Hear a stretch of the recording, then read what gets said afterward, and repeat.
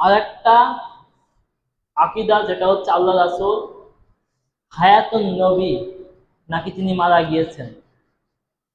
এই আকীদা আমাদের ক্লিয়ার করতে হবে। আমাদের আকীদা হচ্ছে আমরা বিশ্বাস করি আল্লাহ রাসূল মারা গিয়েছেন।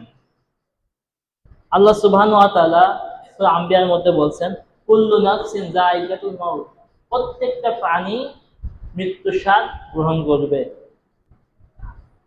আল্লাহ সুবহানাহু ওয়া তাআলা বলছেন, ইন্নাকা মাইতু ওয়া ওয়া ইন্নাহুম মাইতুন, যে আপনি মৃত্যুবরণ করবেন এবং তারাও মৃত্যুবরণ করবে।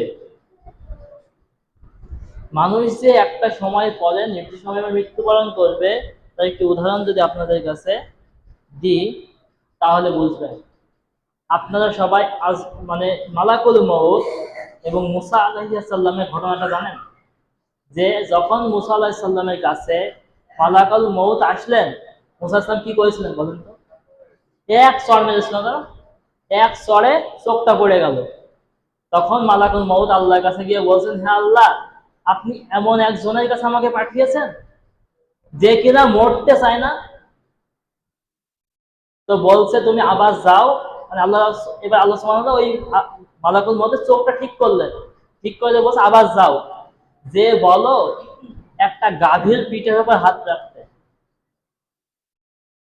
তো যখন এই কথা বললো, তখন আল্লাহ যেহেতু মুসা আলাইহিস সালামের কথা বলতেন, তো মুসা আলাইহিস সালাম জিজ্ঞেস করছে, আল্লাহ পিঠের উপর হাত রেখে কি হবে? তো বলছে হাতের নিচে যতগুলো লোম চাপা পড়বে, ওই পরিমাণ প্রত্যেকটা লোমের বিনিময়ে আমি তোমাকে 1 বছর করে হায়াত বাড়িয়ে দেবো। এখন বলেন তো আমাদের হাতের নিচে কতগুলো লোম চাপা পড়তে পারে? কতগুলো গুণে শেষ করা যাবে? তো বলছে অতদিন হায়াত তোমাকে বাড়িয়ে দেওয়া হবে, অত বছর হায়াত বাড়ানো হবে। তখন মুসা হাসান জিজ্ঞেস করছে, হে আমার রব, তারপর কি হবে? তারপর তোমাকে মরতে হবে। বলছে যদি মরতেই হয় তাহলে এখনই মৃত্যু হোক।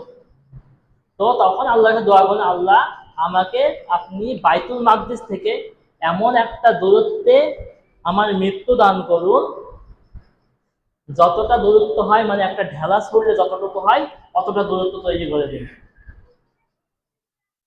নবীরা মানে যেখানে মৃত্যুবরণ করে সেখানে তাদের কবর হয়, ঠিক আছে?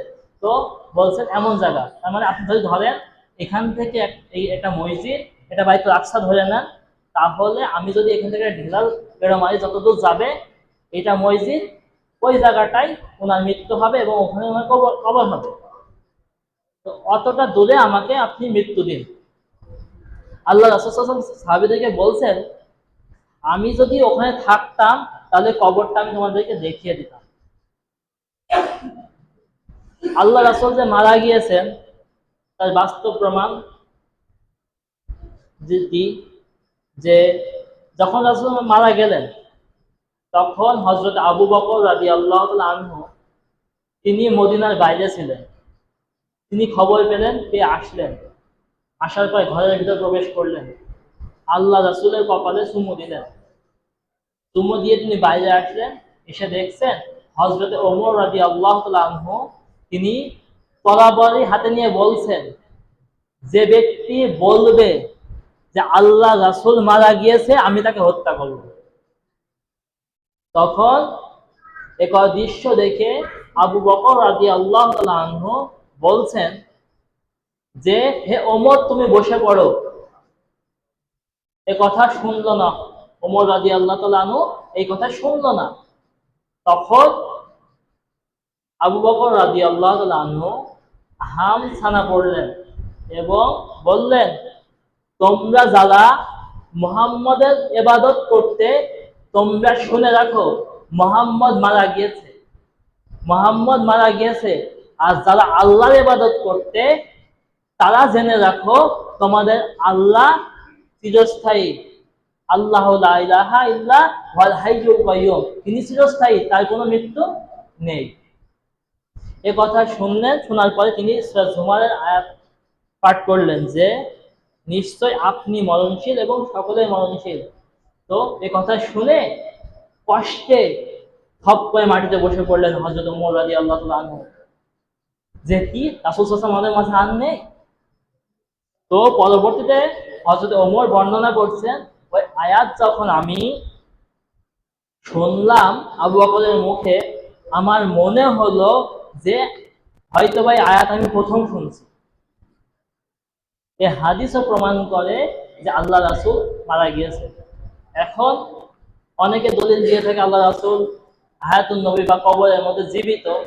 তাদের দলিল হচ্ছে যে আল্লাহ রাসূলের ওই হাদিস যে নবীরা কবরে জীবিত এবং তারা কবরের মধ্যে বসে কবরে সালাত আদায় করে। তো মিরাজের ঘটনায় দেখা যাচ্ছে যে মুসা আলাইহিস সালাম কবরে দাঁড়িয়ে সালাত আদায় করছেন। আবার ওই মুসার সাথে ষষ্ঠ আসমানে দেখা হচ্ছে।